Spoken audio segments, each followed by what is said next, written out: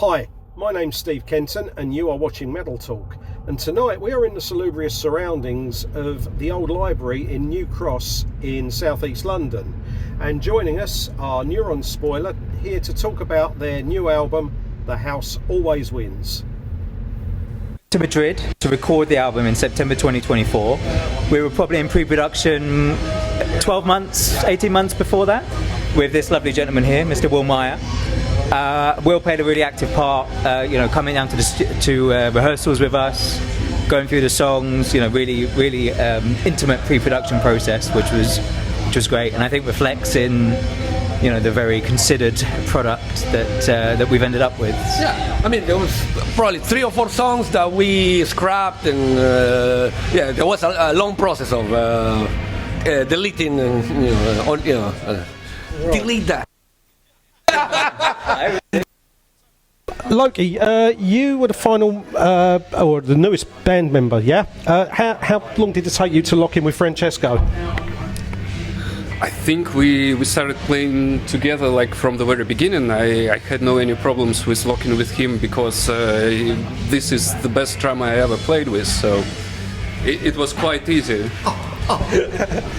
How much did you pay him to say that? Yeah. He has a call today, so we're all being nice to him. Oh, right. Oh, okay, that's fair enough.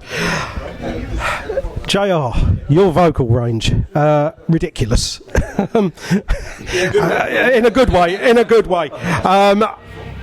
What do you do to sort of prepare to build up to that sort of level of volume and pitch? Well, I mean, it's not really a choice. With the guitars and the drums and the bass so loud, I have to be loud.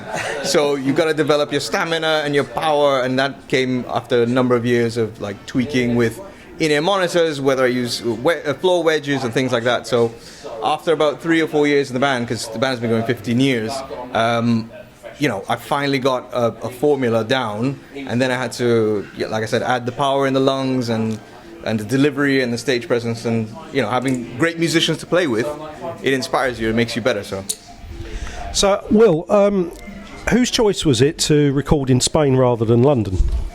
Basically because I have a residential studio in Madrid, and it's a matter of having everyone together in the same house. It's much more productive than working in different studios. We did overdubs here in London, but we recorded the basic tracks, the drums, the rhythm guitars in my studio in Spain. The guy's easy to work with, yeah? I know the guys for a while, so it's like working with friends. It is what it is, very diplomatic.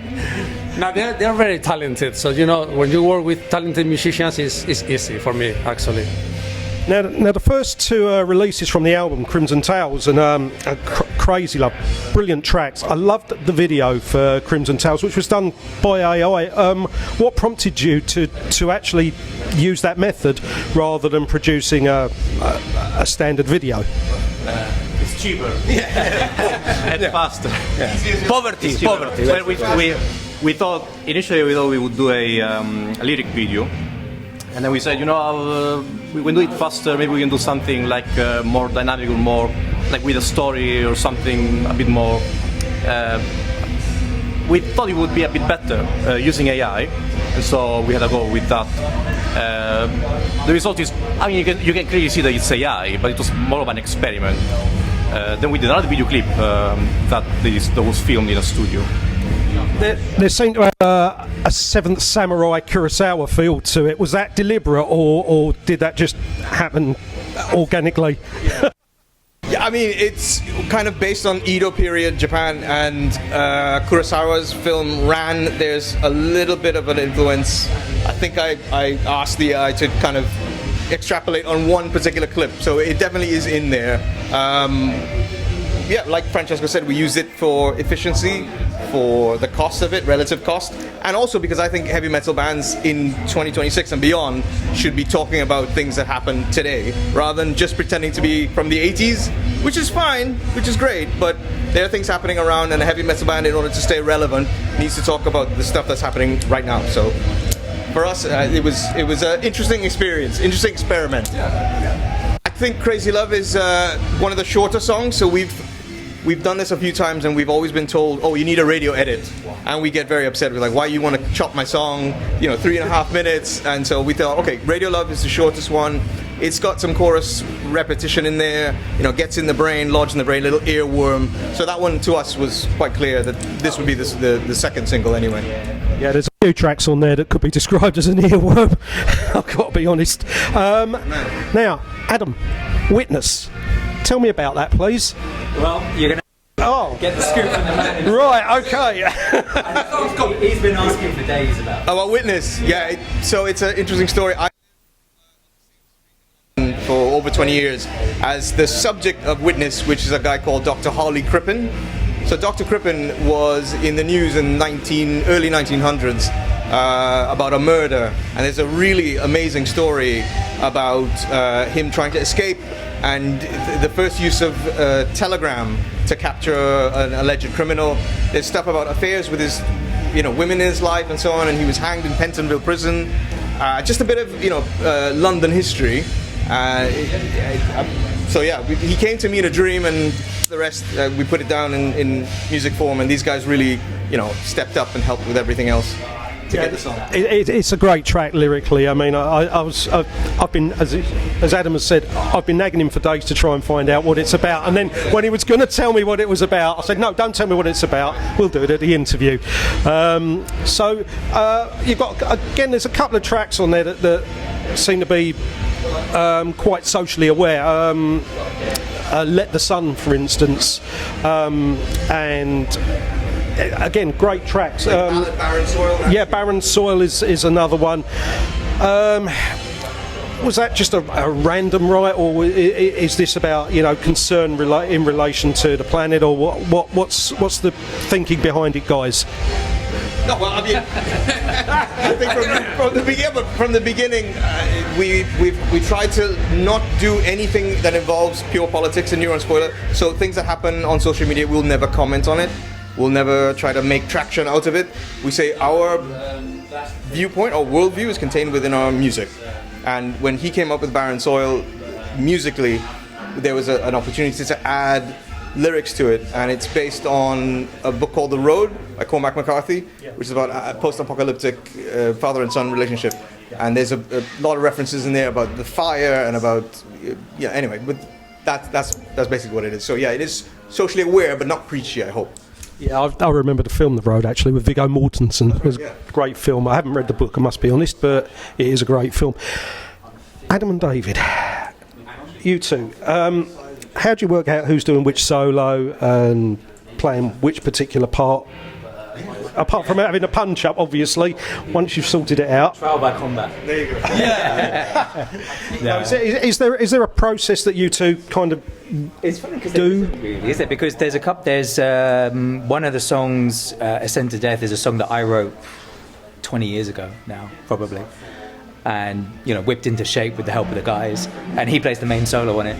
Which you think, if somebody brings a song, they probably. But if somebody, we spend a lot of time just playing the songs organically, bouncing off each other, and someone comes up with something cool, and it's like, that's going to work. Then yeah, run with it.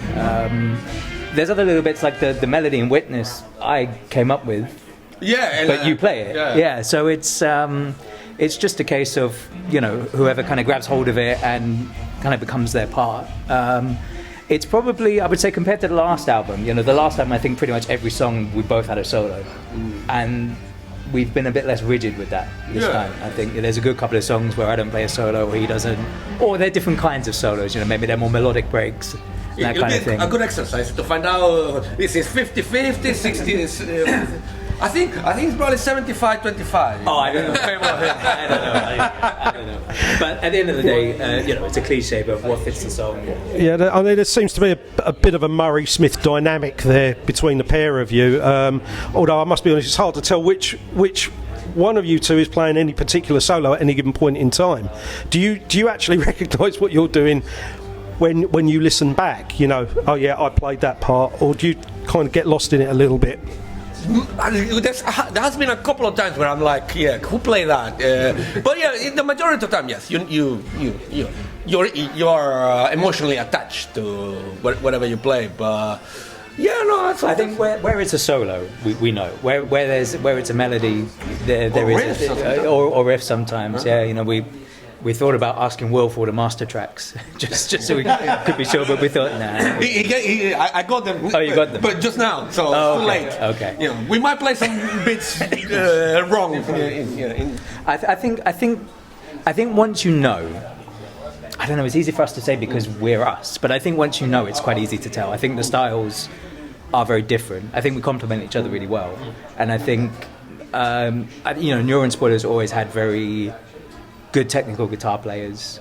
I think the definition is. I think there's a more defined difference between us than maybe some of the people that have been in the band before, which I think does help. You know, it's maybe not as kind of spectacular on my side, but I think that allows him to kind of shine a bit brighter and me to give a different texture.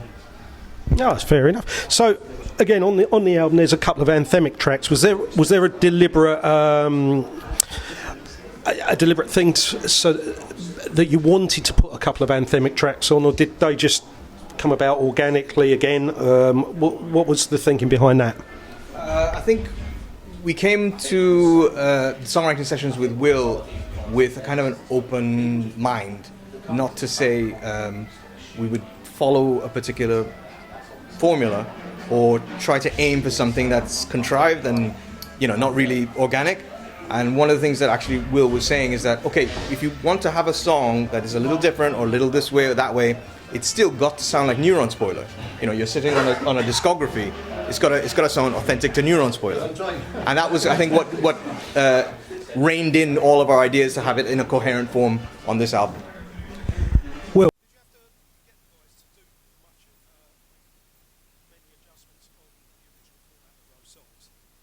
someone's shaking their head.